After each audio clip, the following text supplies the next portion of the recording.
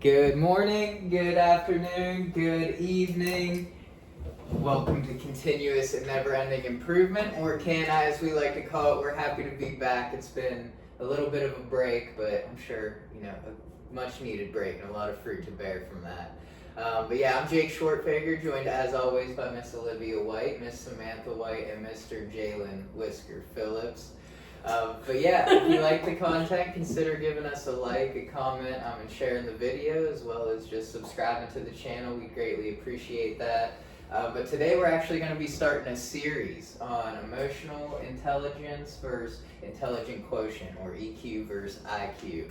And with that, just kind of to break down the two of them a little bit, IQ, I'm sure most people are familiar with, but it's really just our ability to be able to process problems and just start processing in general, memory access, things of that nature. And, a lot of it has to do with just genetics and doesn't budge too much over time. But EQ is, as we learned from a couple videos we watched, it's not so much, having intelligent emotions, which isn't necessarily possible, but being intelligent about our emotions and making sure that we're aware of those in ways that create harmonious relationships, and just to really thrive in what we do and who we're doing it with, being able to help them to the best of our abilities. But yeah, with that, I think that's a good enough overview to start, because we're going to get pretty in-depth, I'm sure. We'll be going over some different things throughout the series, I know I'm excited to talk about fallacies and cognitive distortions that kind of play into EQ and IQ, but we'll save that for another day, so just a precursor for you. But I'll pass it to my friends here. Yeah, I kind of want to, so you touched on it, but when they said EQ can change over time, I thought it'd be cool for us to kind of look back over our lives and take it all the way back to the beginning, growing up, versus like now in early 20s, late 20s, in adulthood, what that kind of progression has looked like. I think there's a lot of factors that can go into it. How many siblings you have, the order, if you're around a lot of adults, and what kind of examples those adults are. And I'm just curious what you kind of think growing up that looked like versus now, going into adulthood, what it might have changed over time for you. Yeah, I think a lot of it, like the more I think of it, has to do with environment. I, for a while, am the youngest in my family, so I think I was around a lot of adults, and I always got told I'm extremely mature. But I think that kind of switched when I was in my teens, being around, I hate to call people this, but I feel like I was like surrounding myself with a lot of entitled people.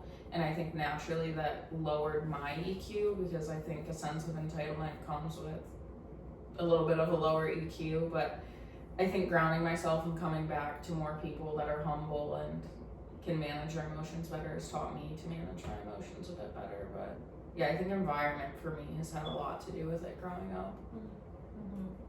Same for me, especially with what we do in LEI and whatnot. I can just think of like growing up like in the family with two brothers, one sister, and obviously mom and dad and whatnot. But I say to say, like, I caught myself a lot of times like with my emotions. I don't know how to say it, but I'm just like, I don't know if what's the word I'm looking for, but essentially just like trying to just go through the flow, you know what I'm saying, and just go through the flow, like not real progression or really growth in like managing them, just whatever happens. And it really wasn't until LEI where it was like, oh, that's really not okay, you know what I'm saying. But I guess credit LEI a lot to my emotional just my emotional growth, really, my emotional intelligence growth, especially with what I'm sure we're going to cover here in the 4 different breakdowns. But it's like, I realized very quickly that like I was essentially acting like a child, you know what I'm saying? And it just like, I love that part about LEI is like, there's so much going on and there was so much happening that like, it literally forced me to have to grow up, or else I had to get out. And I didn't know to do that. But yeah, environment is huge for me, at least. Yeah, I think that's a great point you both make with environment, because I know for me too, I'm also the youngest in my family. I only have one sibling, but you know, I think I've been surrounded by, I don't know, I don't want to say necessarily high EQ people, because I'm not totally aware of their level of EQ, but definitely caring people, you know, from just in my family and generous. And with that, I say that to say, I should say, a lot of says. But basically, you know, I kind of cultivated a sense of entitlement in me as well, and just lack of responsibility growing up, selfishness. You know, obviously, I relate a lot to I don't know where my IQ level is, but the video we watched about kind of the signs with like the impulsivity and, you know, being willing to take risks. I related a lot to those, and just, you know, kind of just kind of going through life and being impulsive, and there was really a lack of awareness that I had. So it was definitely very low EQ for a long time, and just kind of skated off the coattails of my strengths, rather than, which I guess just for background, the 4 domains that we covered are self-awareness, self-management, social awareness, and relationship management, which I say that to say I think everybody has strengths in those, whether, you know, we're aware of them or not, you know, and that was, for me, a long time, I wasn't aware of what EQ was. I just kind of played to whatever strengths I had. So anything I was good at was almost unintentional in terms of EQ. And I remember us talking early on in my LEI career, it was just, you know, understanding EQ. I was like, I don't need EQ, you know what I mean? So again, it was playing more towards IQ and what, you know, I kind of, how I can understand and process things, rather than really cultivating those relationships and understanding how to care about people there. Yeah, I think like when you think about being a child, it's probably really hard to have like a high EQ, but I think something you can develop is kind of like inside out. Like you could be able to identify emotions at a young age at least, so you're starting the foundation of step 1 of self-awareness. So you can be like, I'm sad or I'm mad.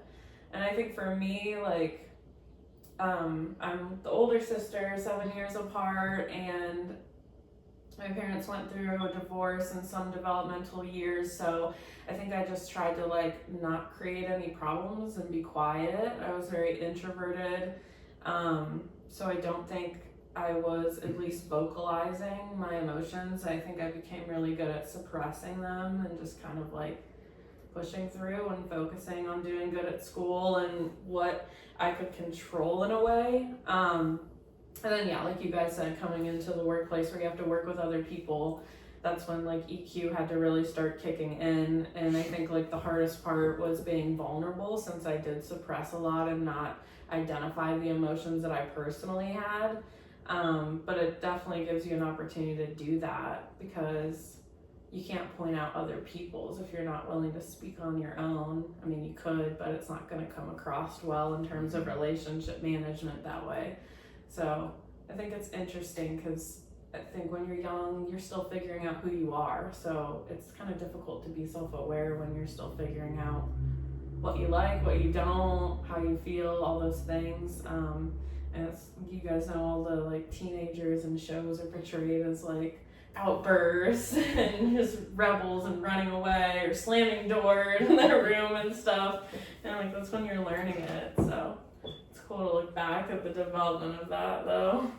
For me, I struggle with, and I'm currently working on it, I've grown a lot, and I can't wait to see obviously where we end up and just what it looks like when I'm I'm a leader now, but with a larger flock is what I'm saying. But again, I struggle with the empathy is what I'm getting at, because like back then I see it clear as day, but I just literally question myself now, like how was I so like berserk? I don't want to use berserk. That's a crazy word. But I was like, how was I just so much, you know what I'm saying, when I was leading, you know, and I was the director and essentially leading ADOs, and like I was direct, boy, and like I'm getting that, like just yelling at people, and like we watched the video and like having, I don't like to call them outbursts, but you can call them outbursts, how it sounded, but just having outbursts on people, and it's because I literally I don't want to say care essentially what they were going through or anything like that, but it was like I almost felt entitled, and I guess that's I don't know where selfish is coming, but I just felt entitled, like as in like I'm the leader and like we've got something to do, and that matters the most. You know what I'm saying? And like that's one of my biggest struggles, and I'm just curious to see what it looks like now, because now I'm like, dang, how did I act like that? You know? Yeah. Berserk. Yeah, it's interesting because I feel like it's something that trickles down from parents too, though, because like you hear from your parents all the time, like, well, I'm the parent. Yeah. And it's like, okay, but I feel emotions over what you're saying, and I feel like if more parents, especially while you're growing up, slowed down and like, you can still stand your ground of like, I'm the leader, or I'm the parent, but it's so quick to just be like, my choice, not yours. I like, brought you into the world, I'll take you out. Yeah. Yeah, I mean, and that's why too, like, looking back, you know, when we did have a larger flock, so to speak, like, so I kind of mentioned, you know, I think I was unintentionally good at some of these, and then obviously not at others, because it just had me thinking about, like, obviously Red Team and, like, how good we were, and, Yeah. you know, there was always kind of a, like, how would that make me feel if I was in their shoes, and, like, we talked about it a little bit last night, but just, like, I wouldn't ask, you know, it was never so much do as I say, not as I do. You know, I was always willing to do what I was asking, but sometimes that became doing things out of spite because I wanted to ask somebody to do it or to prove a point or set an example, you know, rather than like, yeah, that's what I feel I should actually be doing. And that goes into to just really, I liked when he was talking about like know thyself, you know, and how people have been, that's like a piece of emotional intelligence.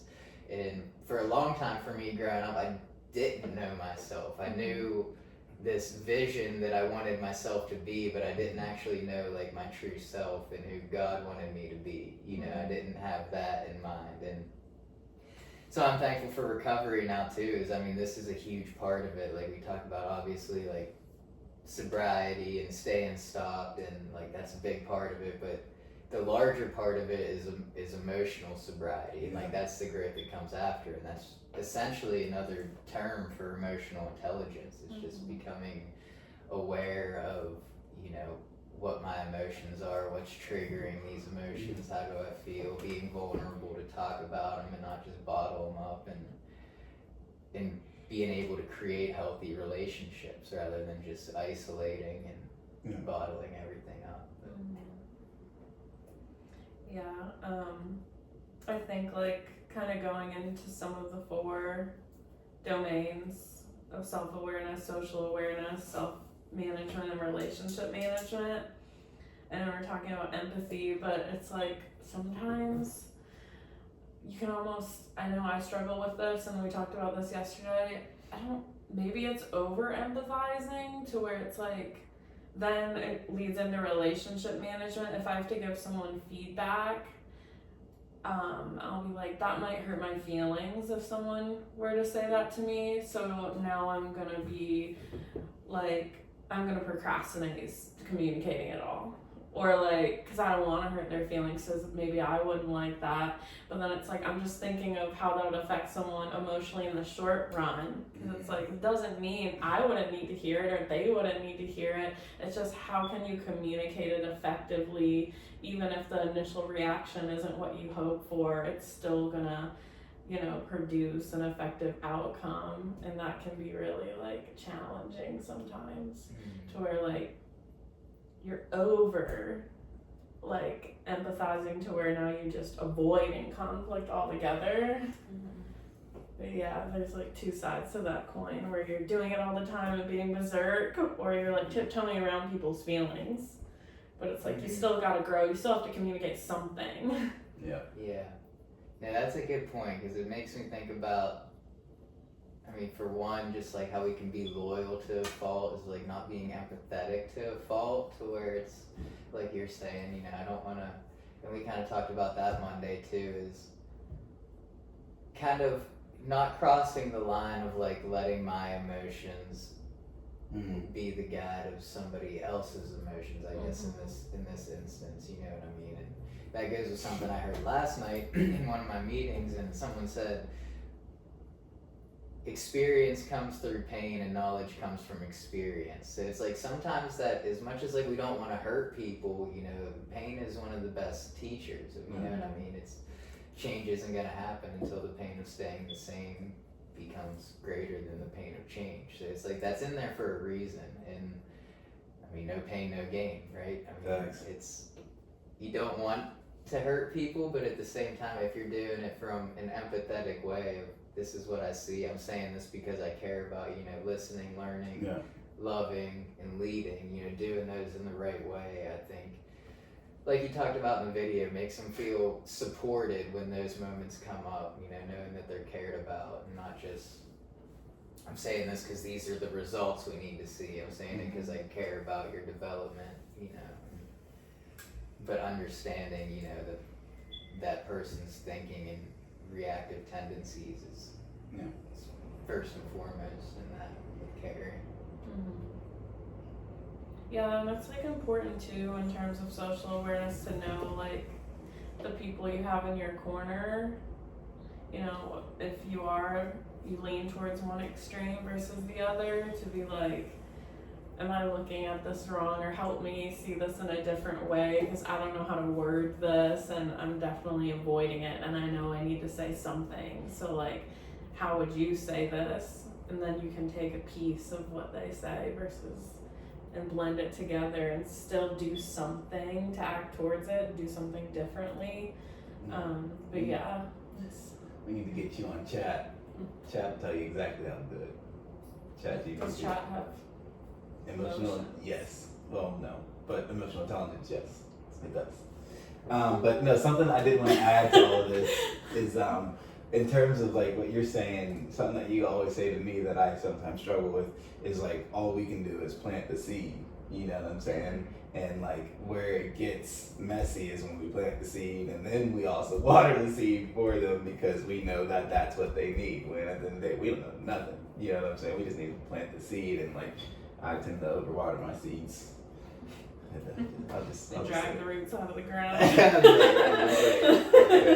mean, I like that analogy. I think it's important to make sure we water the seed too, but to not get, like to your point with, you know, how are they going to take this in the immediate run, that how long just one of my devotionals the other day, it talked about, you know, when you plant an acorn, you're not going to see a sprout for a month and a half, 2 months. So it's like planting that seed and wanting to see immediate results, like that's where the disconnect has to happen. Is like, I'm going to plant the seed and then I'm going to be here for whatever the reaction is, to care and comfort however that person needs, but not to expect a certain result right out of planting it, you know, and just kind of not assuming what their reaction is going to be either, because maybe it's something they've been needing to hear, and you know, maybe it hurts, but maybe it. And that's the thing too. Sometimes seeds fall on good soil, sometimes it falls on rocky soil, and you know, sometimes it takes hold. But just making sure we do our part in sowing the seed and being fruitful. But also, before I pass it, I did want to touch on, because you brought up AI and how I talked about AI might help with the IQ side of things. But he said, I really liked how he talked about like emotional intelligence is and will always be a human skill that AI can't necessarily help with, because it doesn't feel, you know what I mean? It doesn't have emotions, even if they try to work it in there. You know, that's something that will always have the upper hand on, that emotional intelligence. And that's the bright side of it too, is that just how obviously it's something that's learnable and that we can learn, rather than just what we're born with in terms of IQ. You know, so don't burn yourself out so much trying to get book smarter, you know. It's just understanding the emotions and the process by which we learn. That's true. You said it earlier, and I can't remember exactly what you said, but where I'm lacking with the chat, which I always tend to lack, and I don't want to say that, but the intentions behind it. Like, you got to actually care. You can't just say the right things in my black and white world, I forget that all the time when I say that. Yeah. Straight up. Yeah. Sorry. No, I'll be quick with this one just because that's a good point. It's one of the podcasts we watched recently for the leadership dinner was he talked about how my biggest and greatest message is my life, not the words I speak. And that was one of the biggest takeaways from the podcast that I listened to. Really liked that. So, No, you're fine. Yeah, it's interesting to think about because kind of to your point where you're saying you ask other people when you have to say the hard things, but it's interesting because I feel like relationship has so much to do with the hard things. I feel like I had an extremely harsh leader. I mean, we all know her, but I won't drop her name. Shout out. But Samantha.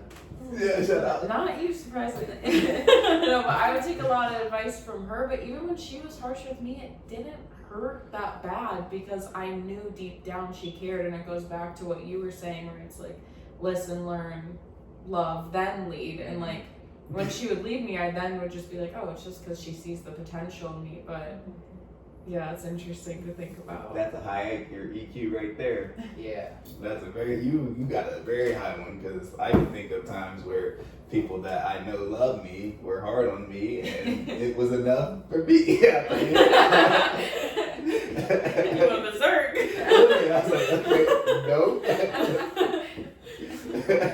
No, that's a great point too, because that was something Pastor Rick talked about, was just kind of the effectiveness of leadership. And it goes to a word that isn't laid out in EQ, but starts with EQ, is just equity. Like, how much equity do we have with that person? And you know, if you have a lot of equity with that person, like, harsh leadership is more acceptable when it comes about because you have that relationship built and you put the time in. It's not just when you're ready to lead them, it's going to be a harsh style of leadership. There's the in-between times of the caring and support, you know, that waters the seed to when it's time to lead harshly or give some hard truth or, you know, face a brutal reality that it doesn't come off as, well, this person's just always on my back and breathing down my neck. It's, oh, what's going on here? Because this isn't always how it is. You Yeah. know?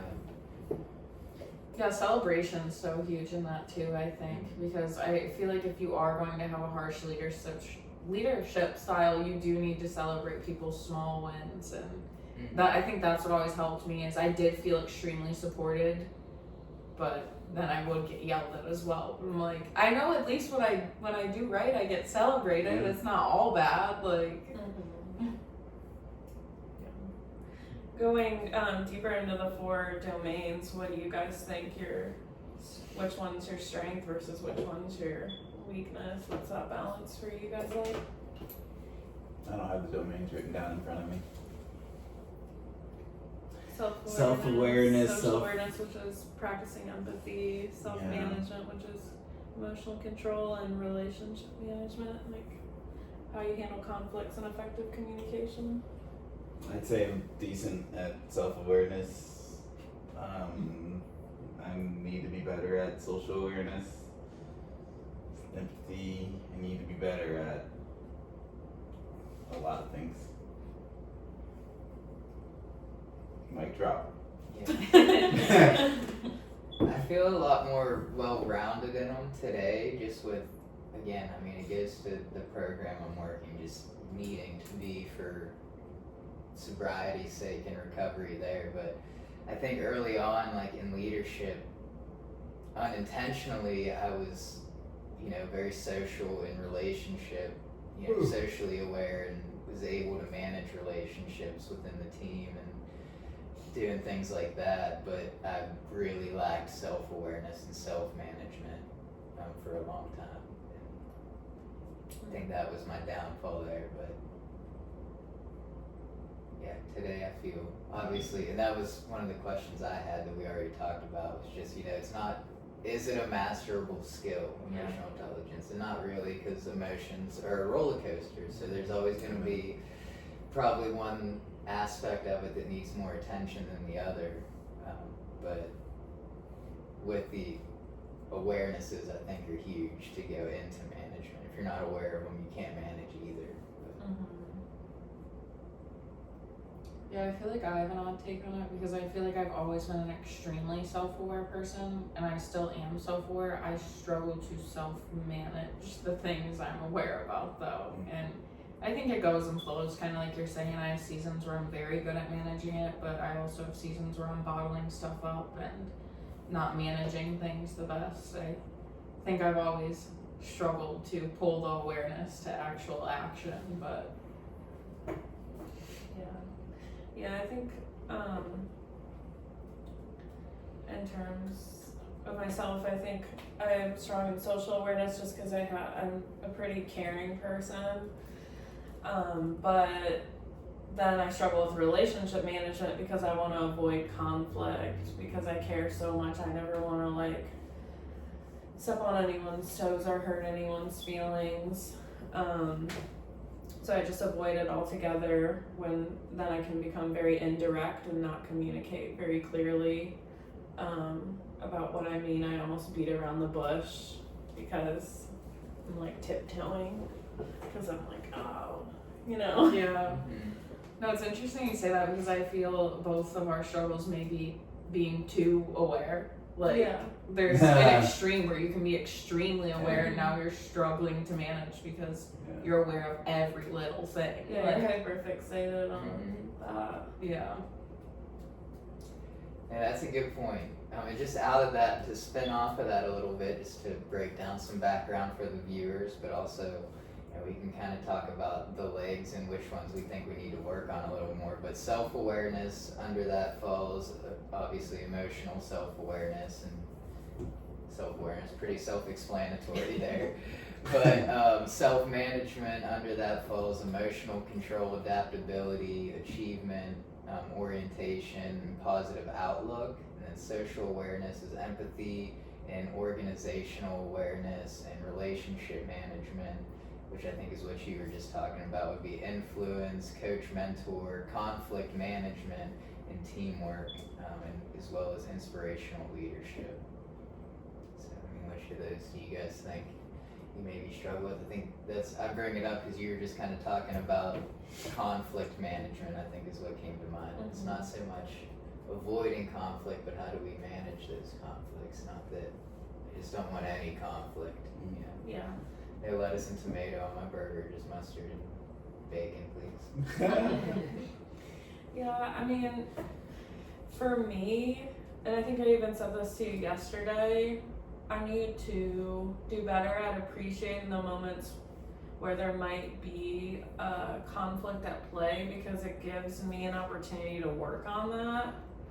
And I'm kind of seeing, current situation as that is like, oh, it's been a while since we have a small flock and we're like a family, and typically we all get along for the most part, but to have like a new person in the mix, it gives me an opportunity to be like, I gotta like put my big girl panties on and say the hard things, like sometimes the hardest things to say or the things that need to be said, and just having gratitude to have an opportunity to do that as a lens to look at it is something I think I could practice more so I can get better at it instead of being like, oh, I really don't want to do this.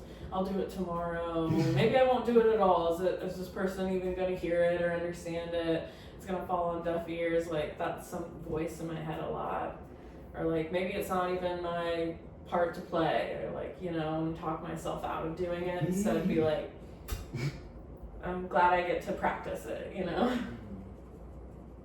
I feel like you avoid a lot of resentment too if you just are like, let's just rip it off like a band-aid. Because the more you wait, the more you're frustrated and you're like dying to say it, and then it comes out in the complete wrong way. And it's like, okay, I should have practiced this the healthy way, maybe. I think I'm really bad at emotional control though, and like controlling my emotions in the right way, because I feel, I don't know, I hope this doesn't sound bad, but I feel like when I deal with unaware people, I'm like, I don't know how I can control my emotions because you're not aware of what you're doing that's upsetting me. But I need to stop looking at other people and maybe look inward and be like, how can I just control my emotions in this scenario even though they're not aware of anything they're doing or controlling theirs. So Yeah, I think for me,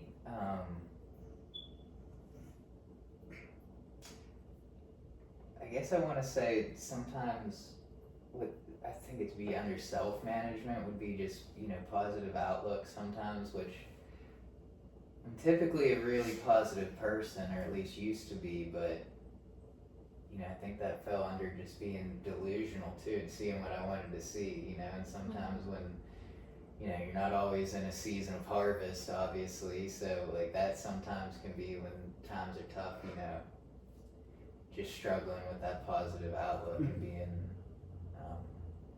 I guess, faithful in a sense, and having hope when things are kind of tough, you're just kind of going through the motions and, going through it there, but. I'd have to say again, social awareness, just the empathy part really trips me up a little bit. It's, I don't know, I try to like, I don't know, pride is what I want to use, but like, I don't know, I don't say it, pride myself in like doing hard things, you know what I'm saying? Like, and just, well, I feel like I am. And with that being said, sometimes the hard things like that need to be said, it needs to be said with a bit of empathy. And that's like where I lose it all the time, because I'm not really much to think about it. If it comes to my mind, I'm like, it needs to be said. There is no, okay, does it really need to be said? When does it need to be said? How does it need to be said? It's just, it needs to be said. Say it. I rip it off like a Band-Aid, and there really isn't much like, oh, they might take it like this, or something's going on with them. You know what I'm saying? So that's why I'm like, I think that's definitely the biggest one I need to grow on right now. Well, yeah, back then, but Yeah, and I think something like grows that too is. I don't need your advice, thank you. I'm kidding. So we're practicing. Literally. Well, not specifically for you, but just in general. Like with under self-awareness, like a practice for that is self-reflection. But like asking yourself questions, like the more you ask yourself questions, the better you can be at asking other people questions. And that's a great way to exhibit empathy, is to like ask questions to understand how someone's feeling deeper before you just say what you feel needs to be said. And I think it starts with like, are you asking yourself those questions? So when that moment presents itself, you have a question in mind to ask that person. I think if you're struggling to think of anything to ask, it kind of goes back to like, have you asked yourself that, or what have you asked yourself recently? Yeah. That's crazy. I really don't ask myself too many questions at all. You're like, I got the answer, I'm going for it. It's like, dang. No, I mean, you asked some good questions there that, I ask myself a lot when things come up is, does it need to be said? Yeah. But I change them a little bit. Does it need to be said? Does it need to be said by me? And does it need to be said right now? Those are like three questions that, am I kind of getting just, like, am I saying this for selfish reasons, or does it really need to be said? Is there something that needs to be said? And that kind of goes to, like, I had a question earlier that kind of came to me was, what does it mean to you guys, like, or have you ever had a season, I guess, when like the hard things became easy to say, and that's like all you were saying was hard things, you know what I mean, rather than like asking the questions. I definitely have had that season, I'll tell you directly. Where it's hard to say nice things, I guess, in a way. Yeah. But no, it just, long story short, you just start doing it, and then it's like the more you do it, obviously it gets a bit more comfortable, but like, that's why I started off by saying like I like doing hard things, because at the end of the day, yes, it's hard, but it's like, let's be real, there's some sort of like, I get out of that, you know what I'm saying? Like some sort of I don't know if validation is the word I'm looking for, but it makes me feel like, okay, accomplished, you know what I'm saying? And then in seasons like that, it's just like, okay, just anything and everything, if it's not up to what I think it should be right now, I'm saying it. And I'm not asking, should it come from me? Is it the right time? And something that we literally talked about, it was fairly recent, but it's in a sense of like, why give advice when there's literally nothing you can do about it. Like, you can't change it. There's literally nothing that person can do at this moment about it. So why say something? And I was like, oh dang, I never thought like that. You know what I'm saying? But definitely had seasons like that. Definitely. Yeah, I definitely had too. I think for me it's a bit different because I think I go through those seasons when like my empathy has completely ran out. When I'm like, my empathy has been taken advantage of, I am just going to say the hard things now. And it comes off even more harsh because I'm like, I've been too nice for too long, like I'm done.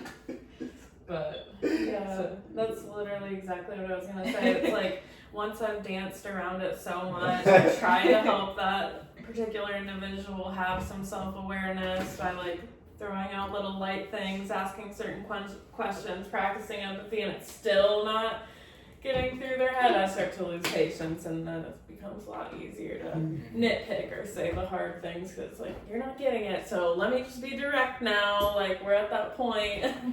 Yeah. We're so opposite. Complete opposite spectrums here. No, I think those are good perspectives, though. You know what I mean? I think they go well with each other because, I mean, my experience with it is so much like when I'm in a season of where, like, you know, it's hard to say nice things or it's just really easy to say hard things, like, all the time. That's all I can seem to say and nitpick. Not so much like, okay, time's run out on being nice, you know, I'm gonna say that, but it's just like, it's hard to be nice, and that to me is like when self-will's running riot for me, and what's in my head isn't what I'm seeing, you know what I mean, and so it becomes more of like this should be this way, and this should be that way, rather than accepting, you know, what is, and trying to find, again, being emotional intelligent, or being intelligent about my emotions, I should say, with like, maybe how I see things isn't how things need to be, you know, and kind of working through it that way and just, well, again, then that goes back to, does it need to be said? Does it need to be said? Does it need to be said by me? Like, is what I'm wanting to say, is it from a place of selfishness and, you know, egotistical vision, or is it, you know, actually helpful and kind? And even if it's hard to say, it can still be kind, you know, to say, but Yeah, I feel like that for me has always been person to person based. Like, I think the people closest to me, to your point, like, I assume they should know I love and care about them, so I almost maybe, I don't know if entitlement's the right word, but I feel like I laid the foundation and now I can say that, but you lose empathy in that because you're just assuming they know that I love and care about them, and I'm like, maybe I haven't said that in a while, or the way I'm showing it, they're not feeling it as much as I think they are, and I can get like diluted in that a bit, I think. Familiarity breeds apathy. yeah. Crazy. Yeah, that's a good point too, because that's actually the verse for my devotion today, or one of them was, I'm probably going to misquote it a little bit, but it was talking about, it was from 1 John, and it said, let us not, how to say it, let us not show love with words and tongue, but through deeds and acts of kindness. And so it's like, kind of like you said, they should know, and they should, if we're doing the things that show love, not so much like, again, it goes back, well, I'm doing this because I care, I'm doing this because I love you. It's like, are you showing that you love them, or are you just kind of saying that, you know what I mean? And I've definitely had some areas like that in my life where it's like, am I doing the things, though, that reflect love, rather than just saying it, you know, and thinking, well, they should know that I love, you know, rather than, do I make them feel loved, you know, because not always saying, I love you, you know, that makes people feel loved, you know. It's And everyone's so different too, to where it's like some people, like, I feel like I show it all the time in my actions, but their love language is words of affirmation and I don't say it even. So then it's like, I just blanketed it across that everyone's, if I show it, that's enough. And it's like, sometimes you gotta say it with this person and show it with this person, or do both, be mindful of both, and it's a hard balance. Yeah, that's why I like the breakdown of empathy in the video, where it's like, I guess I always took empathy beforehand as like just caring, but it's not just caring, it's knowing like that person's thought, knowing their love language and caring enough to, even if that isn't how you show it, that's how they receive it. So trying to, you know, show it in a way that they can receive it. But Yeah. That's tough, but it's important. Yeah. It's definitely a two-way street though. Like I feel like the people that have been really harsh with me, it's like I said, I have kind of had to like ground myself and be like they're doing it out of a sense of love, but also giving them kind of what you want, I've realized helps a lot. Like even with the harshest people, saying really sweet things to them, it brings out an odd sweet side of them where they start saying really nice things and doing nice things. And yeah, I don't know, it's hard. Obviously we can fix how we treat other people, but if you're upset with how someone treats you, sometimes it's like, well, what am I missing here? yeah. Yeah, it reminds me of Govin Brown, the bus driver pastor.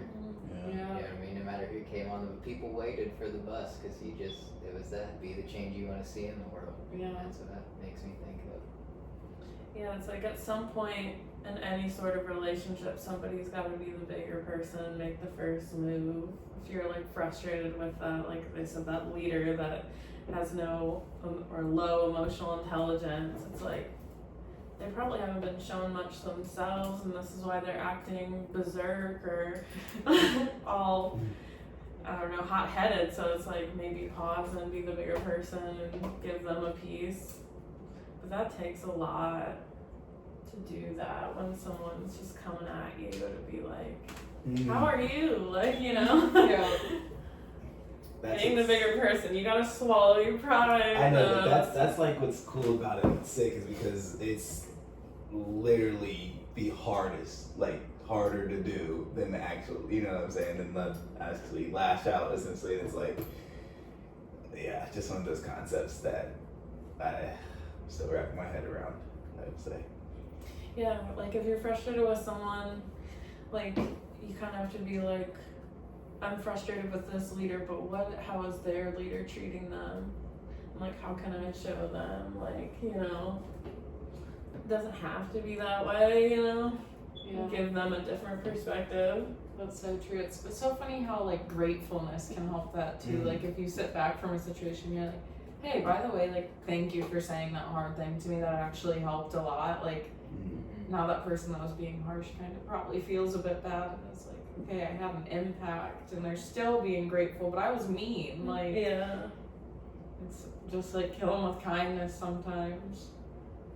Yeah, that's a good point too, because I mean, just saying that, like, we don't know how that person might feel about how they made us feel, you know, just being like, they just wanted to make me feel this way, rather than be like, hey, thanks, you know, I really got something from that. Like, it might take a weight off their shoulders. Just be like, okay, thank God that something good came from that, because I didn't enjoy doing it, you know. Yeah. Yeah. But to kind of shift just a little bit to IQ before we wrap up, just curious if you guys have experienced like any of the signs that we saw that kind of go with high intelligence, with like intense emotions, perfectionism, feeling misunderstood, procrastination, neglecting self-care but working hard, or like impulsivity and just improvising on things. Because I related a lot to those, like I said, especially, you know, in my years before sobriety. But Yeah, I'm gonna take this time to go ahead and make one of my wrongs right. Yes, because impulsivity leads to higher IQ, and I got questioned how high my IQ was when I did impulsively take out that table WWE style and almost took my eye out. But it was just a sign of a higher IQ within the So individual. this is you righting a wrong? Yeah, It seems I like know it's about justifying that. a wrong. Yikes. But yeah, there's definitely some of those. That, and then the other one that like stuck out to me was just I don't know how they worded it, but I'll just say the explosive emotions. Is that how they said it? Yeah, intense emotions Oh. and outbursts. Explosive. He's adding his own accent. This guy's got bizarre emotions. That's not good. But yeah, that's definitely something that I definitely, yeah, they're intense. That's for a fact. Yeah, I agree. I relate a lot to intense emotions and procrastination. I think, like, especially growing up in school, I was just like, whatever, like, I can do it when I need to because it's gonna be easy. And, like, it is, but, like, that also drives you crazy at the same time. Like they said, like, staying up late nights and forgetting to eat, like, yeah. Gotta work on some Amen. things. Yeah, I definitely relate to like the perfectionist and some of the procrastination and just the overworking and burning out and feeling like that equates to some sort of value. The only one I don't really feel like I personally resonate with is impulsiveness, because I think I'm especially growing up like overly cautious, but that just might be an outlier one because the rest I was like, yeah, I can see that. Yeah, this was kind of a eye-opener for me, which is not that my eyes haven't already been open to, but one of those things that like just seeing it listed out like that is like, ooh, yeah, that was like me to a T, you know? Because I mean, definitely intense emotions and outbursts, you've seen them, you have, you know, you've been there. Perfectionism is definitely there, getting caught up in the little details and, you know, making sure everything's just right, and that leads to more things almost not being right because it's so hyper fixated on something. Feeling misunderstood, you know, that was definitely a big one, and that's what I love in the St. Francis prayer. It talks about seeking to understand more than to be understood. That's helped a lot recently, but procrastination, definitely. I mean, I can remember even being at WB and like, I don't need to go to class. Like, I'll just read whatever I need to read right before the exam, and you know, it'll be all right. You know, and it wasn't. But that's besides the point. But yeah, that's always been one. It's just thinking I could procrastinate and not have the same negative results by doing so. Neglecting self-care was absolutely one, especially early on in LEI. Just, you know, like you were saying, you know, thinking that I would get more value from working hard and getting results, and didn't take time to actually take care of myself, and we all know what that led to. But in impulsivity and improvisation, you know, especially it talked about substances and that, and just the, you know, I think the big part there was like not even thinking about consequences, just like, well, I'll be able to figure it out, you know what I mean?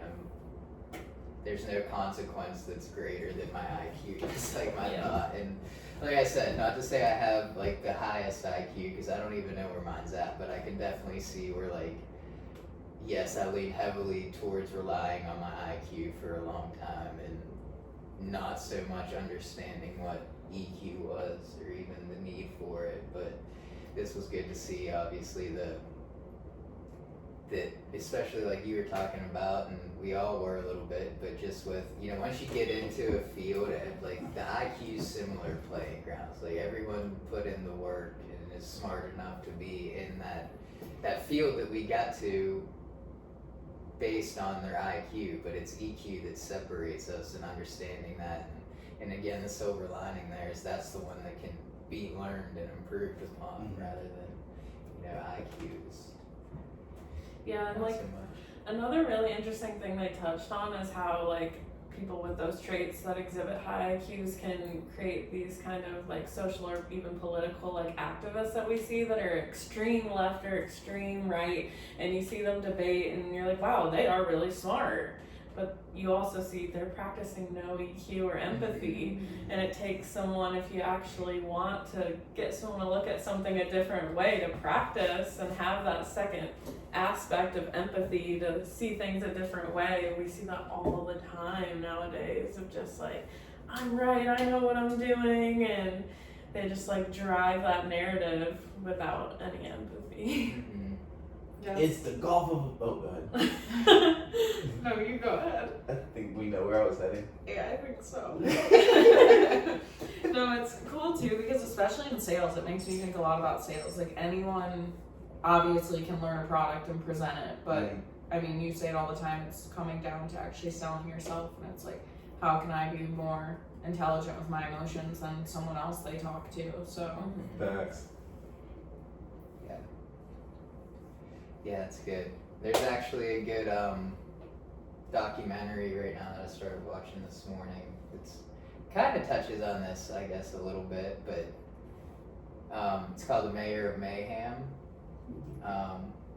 But yeah, I don't know. I found it interesting because it almost started out like he was very emotionally intelligent. It seemed, you know, but I haven't finished it. But then it was didn't so much turn out that way from the title I'm gathering. But yeah, any last thoughts or anything else you guys want to dive into today? know what I need to work on. Me too. Well, yeah, be the change you want to see in the world and know thyself. We're back!